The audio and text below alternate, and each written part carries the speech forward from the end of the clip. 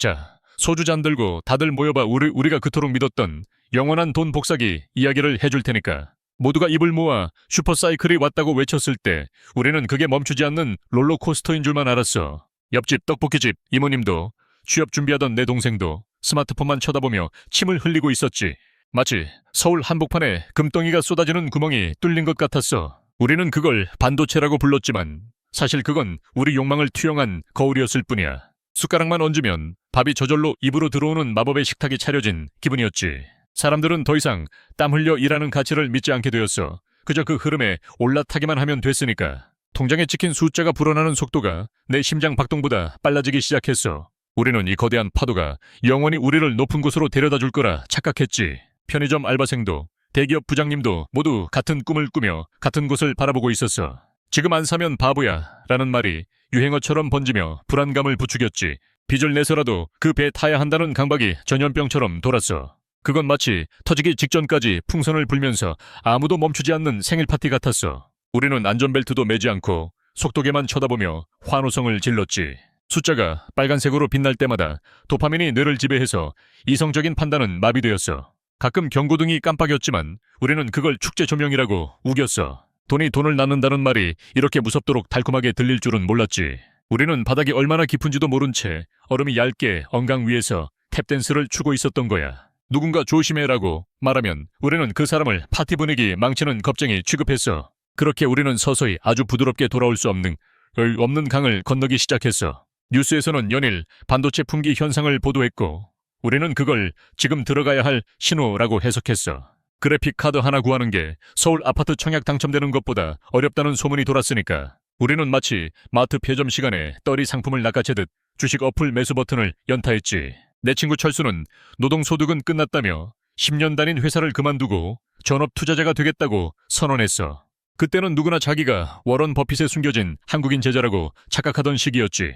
슈퍼사이클이라는 단어는 마치 우리를 가난에서 구원해줄 주문처럼 들렸어. 우리는 아직 공장도 안 지어진 회사의 미래 가치를 계산하느라 밤을 새웠어. 정작 내일 낼 월세는 까먹은 채로 은행 대출 문자가 스팸이 아니라 구원의 밧줄처럼 느껴지기 시작했지. 영혼까지 끌어모을 기세였으니까. 회사 점심시간 풍경이 바뀌었어.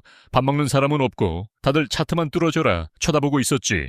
부장님한테 깨지고 나와서 화장실 변기에 앉아 수익률을 확인하며 두고 보자고 중얼거리는 게 일상이 됐어. 우리는 기업 실적보다 유튜버의 썸네일을 더 신뢰하는 기이한 종교에 빠져든 거야. 조정이 올 거야 라고 말하는 사람은 파티장에서 음악 끄는 DJ처럼 왕따를 당했지. 통장에 사이버머니가 쌓일수록 현실 감각은 희미해지고 백화점 명품관 줄은 점점 길어졌어. 마치 만화 속 캐릭터가 절벽을 벗어나 허공을 달리고 있는데 아래를 쳐다보지 않아서 떨어지지 않는 상황 같았어. 우리는 공급망 이슈가 영원할 거라 믿었어. 세상의 모든 기계가 멈출 때까지 칩이 부족할 거라고. 결혼식장에서도 장례식장에서도 사람들은 고인이나 신랑 신부보다 오늘의 종가 이야기를 더 많이 했어. 벼락거지가 되지 않기 위해 우리는 서로의 등을 떠밀며 달리는 폭주기관차에 올라탔지. 금리가 오를 거라는 뉴스는 저 멀리 다른 행성의 날씨 예보처럼 아득하게만 들렸어. 우리는 이 여름이 영원히 지속되어 겨울옷 따위는 필요 없을 거라고 확신했어. 하지만 바람의 방향은 우리가 모르는 사이에 아주 미세하게 하지만 확실하게 바뀌고 있었지. 잔치는 계속됐지만 왠지 모르게 김 빠진 콜라를 마시는 듯한 찝찝한 기분이 들기 시작했어. 공장들은 마치 시골 할머니가 손주 먹이려고 만두를 빚듯이 멈추지 않고 칩을 찍어내고 있었지. 창고문이 안 닫힐 정도로 재고 박스가 쌓여가는데도 사장님들은 아직 배고프다며 생산 라인을 돌렸어. 그건 마치 뷔페에서 배고픔에 눈이 멀어 접시 가득 퍼왔는데 막상 배가 불러오기 시작해 식은땀이 나는 상황이었어. 슈퍼사이클이라는 단어가 슬슬 고장난 라디오처럼 지겹고 거슬리게 들리기 시작했지. 하늘을 뚫을 기세였던 붉은색 화살표가 술 취한 아저씨처럼 옆으로 비틀거리기 시작했어. 우리는 애써 침착한 척하며 그걸 건전한 조정이라고 불렀어. 더 높이 뛰기 위한 무릎 굽히기라고. 고속도로 휴게소에서 우동 한 그릇 먹고 다시 시속 200km로 달릴 거라고 굳게 믿었지. 하지만 마음 한구석에는 장마철 벽지 곰팡이처럼 불안감이 스물스물 피어오르고 있었어. 눈치 빠른 외국인 투자자들은 벌써 뷔페에 맛있는 고기만 쏙 빼먹고 슬금슬금 뒷문으로 나가고 있었거든. 잔치판의 설거지는 언제나 늦게 온 우리 같은 개미들의 몫이라는 걸 그때는 인정하기 싫었나 봐. 존버는 승리한다는 말이 가온처럼 집집마다 거실에 보이지 않게 걸려 있었어. 단톡방에서는 서로의 파란불 계절을 숨기며 구조대가 곧 올 거야 라는 희망 고문으로 밤을 지새웠지. 손에서 줄줄 녹아내리는 아이스크림을 꽉 쥐고서 아직 달콤해 절대 안 버려 라고 우기는 꼴이었어. 뉴스 앵커의 표정이 점점 어두워지고 역대급 호황 대신 재고 우려라는 자막이 슬쩍슬쩍 보였어. 우리는 신경질적으로 TV를 끄며 저 기자가 경제를 뭘 알겠어 라고 애써 무시했지. 이번엔 다르다 라는 말은 인류 역사상 가장 비싼 수업료를 내게 만드는 악마의 주문이라는 걸 몰랐던 거야. 돈에도 중력이 작용한다는 사실을 올라간 것은 반드시 내려와야 한다는 물리법칙을 잊고 싶었어. 창고에 쌓인 반도체 박스들이 언제 무너져 내릴지 모르는 위태로운 젠가 게임 탑처럼 보이기 시작했지. 그리고 마침내 반팔 입고 춤추던 우리 등에 으스스한 찬바람이 훅 끼치기 시작했어. 계좌에 파란비가 내리기 시작했어. 장마철도 아닌데 내 마음엔 홍수가 났지. 우리는 그걸 박앤세일 기간이라고 우기며 비장하게 물타기를 시전했어. 마치 짠 김치찌개에 물을 계속 부어서 이젠 이게 찌개인지 숭늉인지 모를 맛이 된 꼴이었지. 차트는 이제 에버랜드 티익스프레스 하강 구간처럼 수직으로 꽂히고 있었어. 10만 전자 간다 고 외치던 전문가들은 슬그머니 말을 바꿔 장기 투자의 철학을 설교하더라. 전업 투자자로 나섰던 내 친구 철수는 몰래 쿠팡 배달 알바 조끼를 검색하고 있었어. 슈퍼 사이클이 사실은 지옥으로 가는 슈퍼 미끄럼틀이었다는 걸 인정하기 싫었던 거야. 파티가 채 끝나기도 전에 웨이터가 계산서를 들고 왔어. 그것도 금리 인상이라는 무시무시한 이름으로. 월급은 통장을 스치지도 못하고 대출 이자가 다이슨 청소기처럼 순식간에 빨아들였지. 고층 아파트 엘리베이터가 고장나서 갇혔는데 비상벨도 먹통인 막막한 기분이었어. 점심시간마다 시끌벅적하던 주식 토론은 사라지고 식당엔 정막과 숟가락 달그락거리는 소리만 남았어. 주식 어플은 눈 딱 감고 삭제해버리면 그만이라지만 빚은 지우개로 빡빡 문질러도 안 지워지더라. 숙취 해소제도 안 듣는 지독하고 머리 깨지는 금융 숙취가 시작된 거지. 반도체 왕국이 흔들리는 소리가 들리는데 우리는 귀를 막고 일시적 오류입니다 라고 주문을 외웠어. 호랑이 등에 올라탄 줄 알았는데 알고 보니 낭떠러지로 돌진하는 멧돼지였던 거야. 현금은 쓰레기라며 비웃던 사람들이 이제는 현금을 산삼보다 귀하게 모시기 시작했어. 워런 버핏 할아버지 말대로 썰물 때가 되니 누가 수영복을 안 입고 헤엄쳤는지 적나라하게 드러나더라. 어제까지의 빨간색 수익률은 신기루처럼 사라지고 원금 손실이라는 뼈 때리는 현실만 남았어. 우리는 그제야 깨달았어. 우리가 샀던 건 반도체 기술이 아니라 남들도 사니까 라는 불안감이었다는 걸.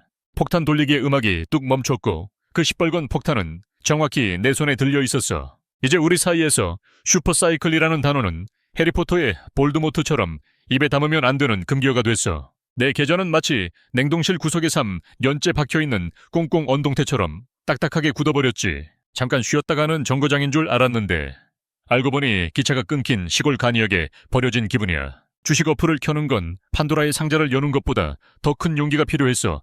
파란색 희망 고문만 튀어나오니까. TV에 나오던 그 많던 전문가들은 이제 뻔뻔하게 AI와 배터리가 답이라며 말을 갈아타더라. 우리는 마치 노래방 시간이 다 끝났는데도 마이크를 놓지 못하고 서비스 시간 안 주나요? 라고 떼쓰는 진상 손님 같았어. 월급날 스쳐 지나가는 돈을 보며 사이버머니 체험판이 끝났음을 뼈저리게 느꼈지. 강제 장기 투자자라는 그럴싸한 명함을 달았지만 사실은 그냥 물려서 못 파는 비자발적 대주주가 된 거야. 스타벅스 아메리카노를 마시던 우리는 탕비실 맥심 커피 믹스로 조용히 등급을 하향 조정했어. 조기 은퇴의 꿈은 정년까지 버티기라는 비굴하지만 현실적인 목표로 급수정됐지. 친구들과 만나도 돈 이야기는 쏙 빠지고 옛날 군대 이야기나 하면서 현실을 도피했어. 배달의 VIP였던 내가 이제는 냉장고 파먹기에 달인이 되어가고 있었으니까. 금리가 오르니까 내가 은행의 주인이 아니라 은행이 내 삶의 주인님으로 등극하더라고. 우리는 갯벌에 빠진 자동차처럼 엑셀을 밟을수록 더 깊은 수렁으로 빠져들고 있었어. 무릎에서 사서 어깨에서 팔라는 격언을 어깨에서 사서 지하 3층에서 울다로 몸소 실천한 셈이지. 파월 의장이 기침만 해도 우리 집 가계부가 흔들리는 나비 효과를 온몸으로 체험했어. 내가 분석은 완벽했는데 시장이 미쳤어라며 인지 부조화의 늪에서 허우적거렸지. 가격과 가치는 다르다는데 내 눈엔 반토막난 가격표만 보이고 가치는 안드로메다로 간 것 같았어. 차트의 우상향 곡선이 우리 인생의 우상향을 보장해주지 않는다는 걸 너무 늦게 깨달은 거야. 그렇게 우리는 뜨거웠던 여름을 뒤로하고 기약 없는 혹한기 훈련에 강제 입소하게 되었어. 이제 더 이상 물탈 총알도 떨어졌어. 빈 탄창만 만지작거리는 폐잔병 신세가 된 거지. 내 스마트폰 속 주식 앱은 이제 판도라의 상자가 아니라 열어보면 안 되는 봉인된 흉가가 되었어. 아내가 그거 어떻게 됐어? 라고 물을 때마다 나는 갑자기 설거지를 하러 뛰쳐나가는 착한 남편 연기를 해야 했지. 차라리 그 돈으로 맛있는 거나 사 먹고 명품 가방이라도 샀으면 남는 거라도 있었을 텐데. 가끔 빨간불이 들어오는 데드캣 바운스에 속아 이제 찐반등이야 라고 외쳤던 내가 한심해 죽겠어. 그건 마치 다이어트 요요 현상처럼 잠깐 빠지는 척하다가 더 무섭게 살이 찌는 것과 똑같았자지지. 장기 투자라는 말은 사실 단타 치려다 실패해서 강제로 갇힌 상태를 포장하는 핑계일 뿐이었어. 반도체 사이클은 내 인내심보다 훨씬 길었고 내 대출망에는 그보다 훨씬 짧았지. 킹달러니 뭐니 하며 환율이 치솟을 때 우리는 앉아서 내 돈이 휴지 조각이 되는 마술을 구경해야 했어. 지구 반대편 미국 창고에 재고가 쌓이면 왜 서울 내 밥그릇이 비어가는지 뼈저리게 공부했지. 우리는 단순히 운이 없었던 게 아니라 거대한 자본의 흐름을 읽지 못한 눈먼 개미떼였던 거야. 열심히 흙을 나른 건 우리 개미들인데 정작 꿀을 빨아먹는 건 여왕 개미들이었어. 밤마다 소주병은 쌓여가고 안주는 점점 저렴한 새우깡으로 바뀌어갔지. 당근마켓에 눈물 머금고 팝니다라며 안 쓰던 운동기구를 올리는 게 유일한 현금 채굴 수단이었어. 주식으로 몇백만 원 날리는 건 무감각하면서 배달비 3,000원에는 벌벌 떠는 내 모습이 코미디였지. 이제는 하락 알림이 울려도 놀라지도 않아. 그저 또 터졌네 하고 무덤덤하게 넘기는 해탈의 경지에 올랐어. 적금만 꼬박꼬박 넣던 김대리가 거봐 주식은 도박이라니까 라고 비웃을 때가 제일 속 쓰렸지. 우리는 멈춰버린 시계탑 아래서 하염없이 오지 않는 버스를 기다리는 사람들 같았어. 시간이 돈이라는데 우리는 그 비싼 시간을 고통받는데 다 써버리고 있었던 거야. 그리고 어느 날 문득 이 지독한 기다림 끝에 진짜 무서운 진실이 보이기 시작했어. 슈퍼사이클은 거짓말이 아니었어. 단지 그 거대한 바퀴가 한 바퀴 도는 시간이 우리 수명보다 길었을 뿐이지. 반도체 회사는 10년 뒤를 보고 공장을 짓는데 우리는 10분 뒤 호가창을 보고 심장이 널뛰게 했으니까. 마치 황새의 보폭을 뱁새인 우리가 쫓아가려다 가랑이가 찢어지다 못해 골반이 탈골된 꼴이었어. 우리가 돈 복사기라고 믿고 껴안았던 기계는 사실 거대 자본이 우리 주머니를 터는 최첨단 진공청소기였던 거야. 그 회사의 임원들은 스톡옵션 대박으로 강남 아파트를 샀다는데 주주인 나는 김밥 천국에서 쫄면을 비비며 눈물을 삼키고 있어. 이 또한 지나가리라는 말은 솔로몬의 지혜가 아니라 고점에 물린 자들이 오우는 슬픈 주문이었지. 진짜 돈을 번 사람은 금광에 뛰어든 우리가 아니라 우리에게 비싼 곡괭이와 청바지를 판 증권사 형님들이란 걸 깨달았어. 밤새 미국 증시 보느라 다크서클이 턱까지 내려온 건 나인데 수수료와 이자는 은행이 꼬박꼬박 챙겨가더라고. 우리는 카지노의 플레이어인 줄 알았지만 알고 보니 룰렛 기계가 잘 돌아가게 만드는 기름칠용 윤활유였던 셈이야. 반도체 겨울이 온다 하며 공포 분위기를 조성하던 외국계 리포트는 사실 내가 싸게 살 테니 너네는 빨리 던져라는 신호였을지도 몰라. 공포에 질려 헐값에 던진 내 주식을 누군가는 콧노래를 부르며 줍줍했을 거란 상상에 이불을 뻥 걷어찼어. 주식시장은 참을성 없는 사람의 돈을 참을성 많은 사람에게 이동시키는 도구라는 워런 버핏의 말이 비수가 되어 가슴에 꽂혔지. 나는 투자를 한다고 생각했지만 사실은 내 불안한 감정을 시장이라는 쓰레기통에 돈과 함께 버리고 있었던 거야. 뉴스에서 떠드는 GDP 성장이나 수출 역군이라는 말이 내 텅 빈 통장 잔고와는 아무런 상관이 없다는 냉혹한 현실을 마주했어. 우리는 모두가 부자가 될 수 있다는 자본주의의 가장 달콤하고 사악한 거짓말의 단체로 최면이 걸렸던 거지. 동창회에 나가면 돈 벌었다는 놈만 목소리가 크고 나처럼 이른 놈들은 침묵의 카르텔을 형성해서 조용히 술만 마셔. 그래서 우리는 잃은 돈을 인생 수업료라고 퉁치며 쿨한 척했지만 속은 수검댕이처럼 시커멓게 타들어가고 있었어. 이제야 차트의 등락이 아닌 기업의 본질이 보이기 시작했어. 내 장우가 현미경으로 봐야 보일 만큼 쪼그라든 뒤야 말이지. 바닥인 줄 알고 샀는데 지하실이 있었고 지하실 문을 열어보니 그 밑에 마그마가 펄펄 끓고 있다는 걸 온몸으로 체험했어. 그래도 우리는 어쩔 수 없는 인간인지라 쥐꼬리만한 월급이 들어오면 또다시 혹시 지금이 진짜 바닥 아닐까 하며 기웃거리는 슬픈 짐승이더라. 스마트폰을 켜면 파란색 숫자들이 나를 반겨 마치 멍든 내 마음처럼 시퍼렇게 질려있지. 수익률 마이너스 50%는 이제 단순한 숫자가 아니야. 내 인생의 성적표이자 지워지지 않는 주홍글씨지. 술자리에서 눈치 없는 친구가 야, 너 그 주식 아직도 들고 있냐? 라고 물으면 순간적으로 살인 충동을 느껴. 우리는 서로의 상처를 핥아주는 폐잔병들처럼 언젠간 오르겠지 라는 낡은 주문만 힘없이 외우고 있어. 반도체 공장 짓는 속도보다 내 속이 타들어가는 속도가 훨씬 빨랐다는 걸 숫덩이가 된 뒤에 알았어. 치킨 한 마리값 벌려고 들어갔다가 치킨집 차릴 보증금을 통째로 날리고 나온 셈이야. 전문가들이 말하던 공포의 사라는 말 그 공포가 내가 밤마다 느끼는 이 덜덜 떨리는 공포일 줄은 꿈에도 몰랐지.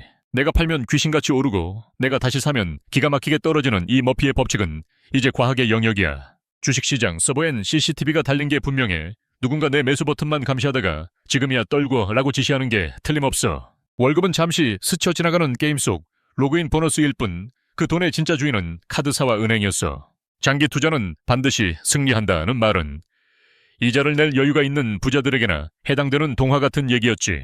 컵라면 뚜껑을 덮어놓은 두꺼운 전공 서적처럼 내 주식 계좌도 이제는 냄비 받침으로나 써야 할 판이야. 엄마가 적금 만기돼서 이자 받았다고 자랑할 때 나는 속으로 피눈물을 흘리며 겉으로만 물개박수를 쳤어. 우리는 자본주의라는 거대한 정글에서 지도도 나침반도 없이 길을 잃은 벌거벗은 원숭이들이었지. 뉴스에서 반도체 수출 호조라는 말이 들리면 기뻐하는 게 아니라 TV 액정을 부수고 싶은 충동이 들어. 내 돈은 사이버 공간 어딘가로 증발해서 아마 일론 머스크가 쏘아올린 화성갈 로켓의 연료비 한 방울이 됐을 거야. 이제는 원금 회복이 꿈이 아니라 제발 상장 폐지만 면하게 해달라고 기도하는 처절한 신세가 됐어. 친구놈이 주식은 끝났어. 코인은 24시간 돌아가서 좋아 라고 꼬실 때 악마가 내 귀에 대고 윙크하는 줄 알았어. 우리는 바닥 밑에 지하실이 있고 그 밑에 멘틀과 의핵이 있다는 지구과학 이론을 계좌로 몸소 체험했지. 그래도 인간의 욕심은 끝이 없고 같은 실수를 반복한다는 그 유명한 짤방이 바로 내 자화상이 될 줄은 몰랐어. 요즘 내 검색어 1위는 한강물 수원이야. 물론 수영하러 가려는 건 절대 아니지. 차라리 로또를 샀으면 일주일의 희망이라도 있었을 텐데 주식은 매일의 절망을 선물해 주더라고. 여의도 전문가들이 침 튀기며 분석할 때 원숭이가 다트 던져서 찍은 종목이 수익률이 더 좋다는 기사를 보고 헛웃음이 나왔어. 국밥값은 10,000원으로 오르는데 내 주식은 반토막이 나니 체감 물가는 거의 베네수엘라 급이야. 돈은 잠들지 않는다는 영화 대사가 있는데 내 돈은 잠든 게 아니라 영면하신 것 같아. 아무것도 안 하고 숨만 쉬던 백수 친구가 투자한답시고 설친 나보다 자산 방어를 잘했다는 사실이 제일 킹받아. 이미 말라비틀어진 화분에 물을 계속 주면서 언젠간 꽃이 필 거야 라고 중얼거리는 광기 어린 정원사가 된 기분이야. 친구들이 야 반도체 요즘 좋다며 라고 물어볼 때마다 명치 한 대 때리고 싶은 걸 참고 억지 미소를 지어야 했어. 슈퍼사이클이란 단어는 마치 헬스장 1년 등록하면 몸짱 된다는 말처럼 지키지 못할 약속의 다른 이름이었던 거야. 스트레스로 머리카락이 우수수 빠지는데 이걸 심을 돈마저 주식 계좌에 녹아있다는 게 비극의 완성이지. 내 심전도 그래프보다 주가 차트가 더 평평해졌어. 생명 반응이 전혀 없다는 뜻이지. 한 달 내내 상사한테 욕먹어가며 번 월급이 점심시간 1시간 만에 증발하는 마법을 보며 노동의욕이 가출해버렸어. 셋달 때 사서 비쌀 때 팔라는 말은 배고플 때 먹고 배부르면 싸라는 말처럼 너무 당연한데 나만 못하는 거였어. 기관 투자자들은 슈퍼컴퓨터로 전쟁하는데 나는 렉 걸린 스마트폰 하나 들고 덤빈 꼴이니 백전백패지. 서울 아파트 살 돈 모으려다 전세 보증금까지 까먹고 월세방을 알아보는 신세로 전락했어. 머리로는 지금이라도 건져야 해 라고 생각하지만 손가락은 혹시 내일 상한가 라며 매도 버튼을 거부해. 10년 뒤를 보고 투자하라는 말은 지금의 고통을 10년 동안 할부로 느끼라는 악담처럼 들려. 기술은 발전해서 AI가 그림도 그리고 소설도 쓰는데 왜 내 계좌만 석기 시대로 회귀하는지 미스터리야. 비싼 수업료 냈다고 치기엔 그 돈이면 하버드 대학을 2번은 다녀왔을 액수라는 게 함정이지. 결국 나는 깨달았어. 시장은 내 사정 따위 전혀 봐주지 않는 냉혈한이고 나는 그저 스쳐 지나가는 호구일 호였다는 것을. 슈퍼사이클은 분명 존재했어. 단지 우리가 그 사이클의 가장 높은 꼭대기에서 낙하산도 없이 뛰어내렸을 뿐이지. 남들이 환호하며 샴페인을 터뜨릴 때가 파티의 끝물이고 남들이 곡소리 낼 때가 비로소 시작이라는 걸 이제야 배웠어. 우리는 돈을 복사하려고 했지만 사실은 내 피 같은 돈을 파쇄기에 넣고 신나게 갈아버린 꼴이었어. 에이 언젠간 오르겠지라는 막연한 기도는 공부 하나도 안 하고 서울대 합격하길 바라는 도둑놈 신부와 다를 게 없었지. 이제 인정해야 해. 내가 흘린 땀방울 없이 클릭 몇 번으로 얻으려 했던 숫자는 신기루처럼 사라진다는 것을. 주식 계좌에 찍힌 저 처참한 파란 숫자는 내 탐욕의 크기이자 세상에 공짜 점심은 없다는 영수증이야. 지루하고 힘들어서 벗어나고 싶었던 그 매일의 출근길이 사실은 나를 지켜주는 가장 튼튼한 방패였다는 걸 깨달았어. 진짜 슈퍼사이클은 저 멀리 반도체 시장에 있는 게 아니라 매달 꼬박꼬박 들어오는 내 월급 봉투와 저축 습관 안에 있었던 거지. 우리는 100m 달리기인 줄 알고 전력 질주했지만 알고 보니 물 한 모금 없이 사막을 건너는 마라톤이었어. 대박의 꿈을 쫓다가 쪽박을 찾지만 덕분에 돈은 지루하게 벌어야 진짜 내 돈이 된다는 뼈아픈 진리를 얻었지.